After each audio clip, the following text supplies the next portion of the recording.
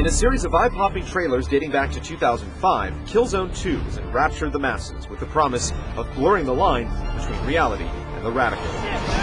Years have passed with a slow trickle of gameplay videos, closing in on those target renders offered up nearly a half a decade ago. It's just about time to finally enter the Killzone.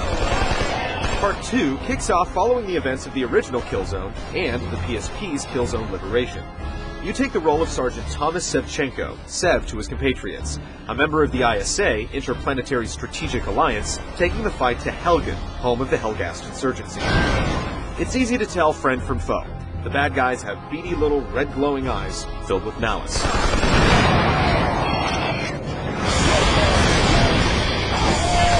Combat is first and foremost the core of the game, with tactical elements filtering in. There are all-out battlefield encounters, stirring echoes of trench warfare, as well as more covert missions where you outflank the enemy or perform a spot of subterfuge. More often than not, you'll just be fighting for survival, either solo or with a small platoon against overwhelming odds.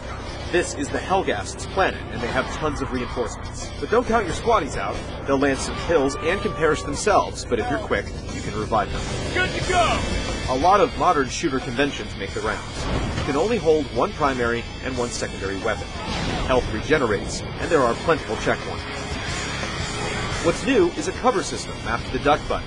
This allows Sev to attach to cover, and then with the analog stick, peek over to the side to squeeze off some shots. Going in guns blazing may make for a great 30-second action movie, but it will get you killed. A few well-placed shots are enough to drop you. A small inventory screen rounds out the controls, allowing you to switch between grenades and knives for close combat.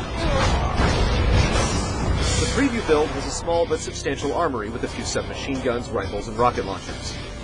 The sniper rifle incorporates 6-axis control, allowing you to finesse your aim with small tilts, but go too far and your shot will be foiled. 6-axis also shows up once in a while for turning valves and setting bombs, while an occasional barrier can require you to shoot out a control box. It's nothing too cerebral, but minute breaks from the constant onslaught of war are appreciated. The Helghast features shock troops of all sorts, including deadly armored juggernauts that have to be shot in the back to be taken out. Their R&D didn't skimp on niceties, with tons of tanks and mounted guns ready to mow you down. Occasionally, the ISA slips you a tank as well to help level the playing field, but you have to always be on the lookout for a rocket launcher and some extra munitions.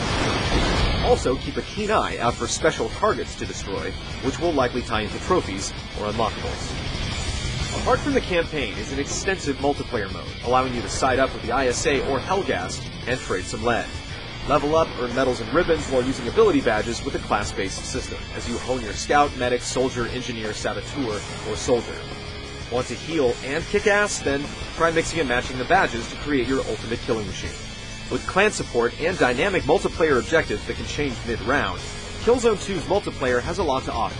8 maps, 64 player bouts, and 5 main game types. Killzone 2 is finally set to try and live up to all those years of hype. What we've played so far has been a relentless pattern of duck and burst as we scan each dirty, dilapidated environment for burning red eyes. The multiplayer looks to have all the bells and whistles, minus a co-op feature, but we haven't spent any significant time with it. Find out if hours spent in the Killzone are a good use of your time in our full review in the coming weeks.